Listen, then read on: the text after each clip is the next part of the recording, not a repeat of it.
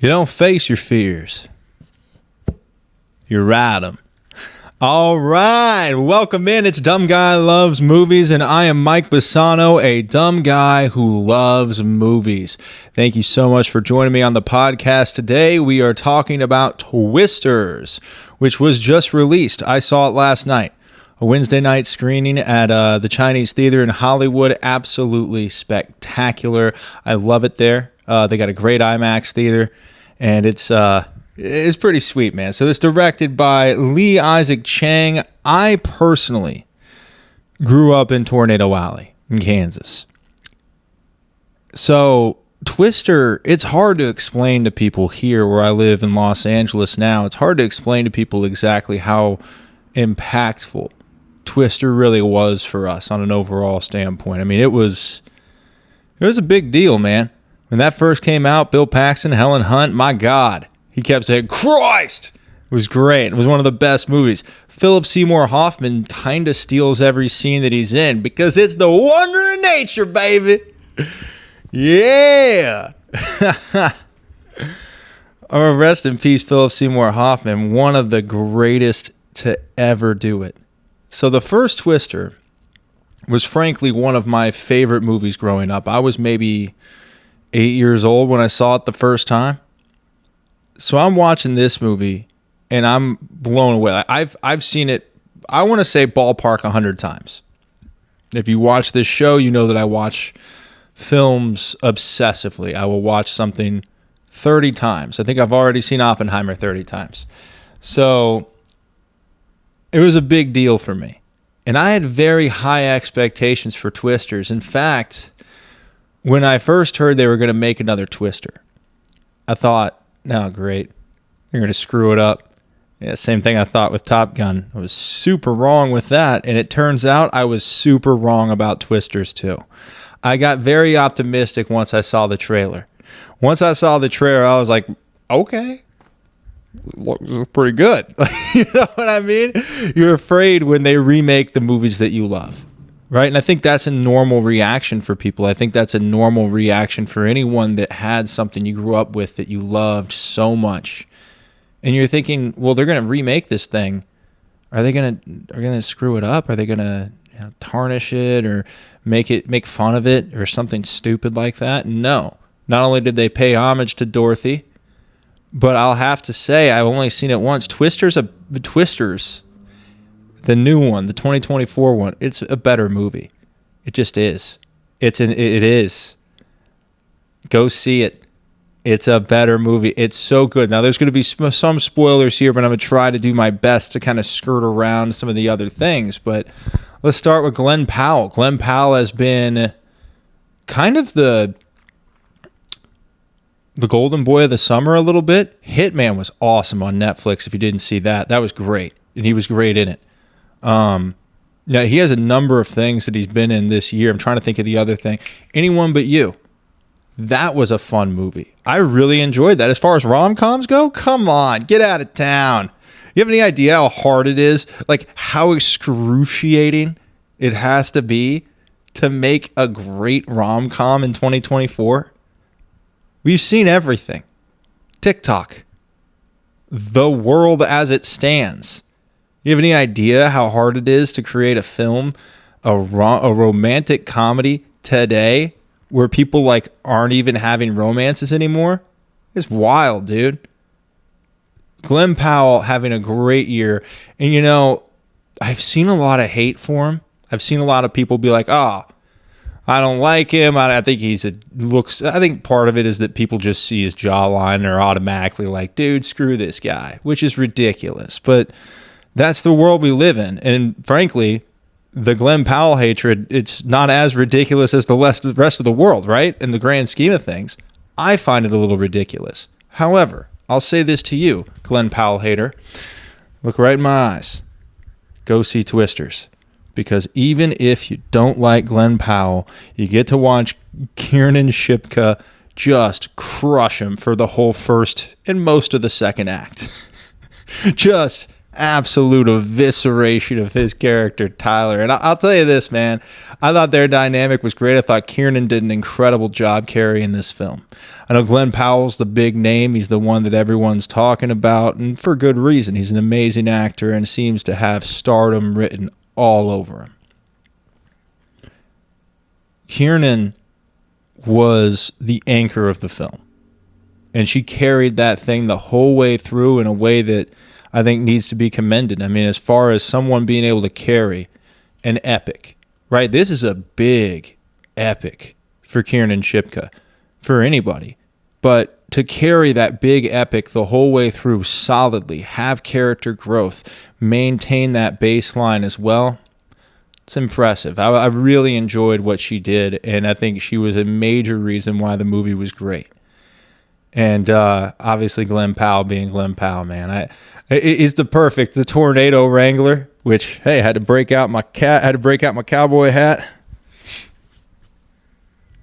We're gonna do it. We're gonna do it right here on Dumb Guy Loves Movies. All right, we're not gonna half-ass anything out here. Come on here and talk about tornadoes. Let's go. You have any idea how long I've been waiting for people to talk about tornadoes? We're finally here. I'll tell you a quick story. I used to live in Lincoln, Nebraska for 3 years. I was a sports talk show host there covering Huskers football and basketball. And I remember I was driving from my hometown of Kansas City back to Lincoln, and I was visiting my parents. And there was a big wall cloud, right? Looked bad. Looked like we got a tornado coming. So I pull off onto on an off-ramp and go up to a gas station just to ask them, like, hey, what's going on? You know, because I can get what I can get from the radio, but I wanted to talk to some people, see, hey, what's up? Is everything safe? Should I go for shelter? I didn't know. And people from the Midwest will find this very funny. I go up to the gas station, and outside of the gas station, it's like 8 dudes who are all in their 40s, and they're all just looking up at the sky.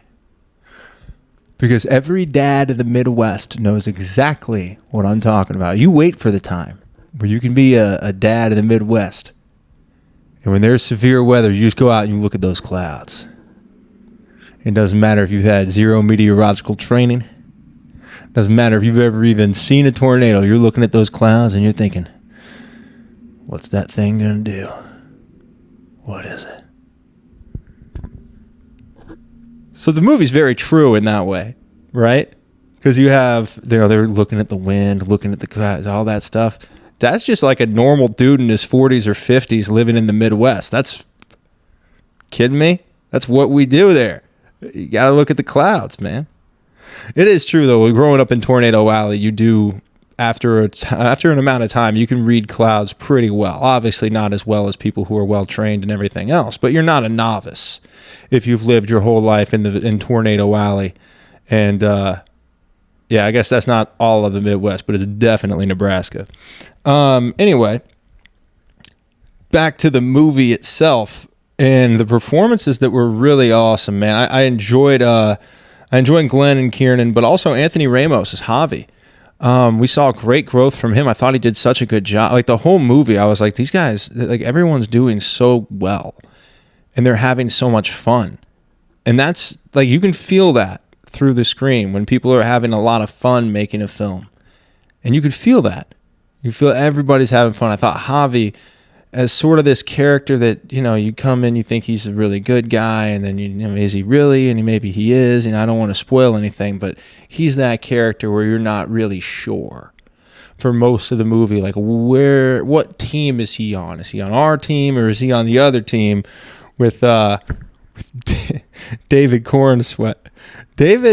I am so, like, I'm often bad at recognizing people when they go into character, right? Like I just get caught in the character. I don't think about the actor. So I'm sitting there last night in the Chinese theater and I'm thinking, who is this guy? I know this guy. I can't. And then embarrassingly, as I'm sitting there trying to figure out who David Cornsweet is, it hits me. And I just go, the projectionist in Pearl. out loud while they're just driving. It wasn't like a really intense scene or anything, but I just said it, and everybody kind of looks at me. My girlfriend sitting next to me is like, oh, jeez. But of course, she knows this is what I do.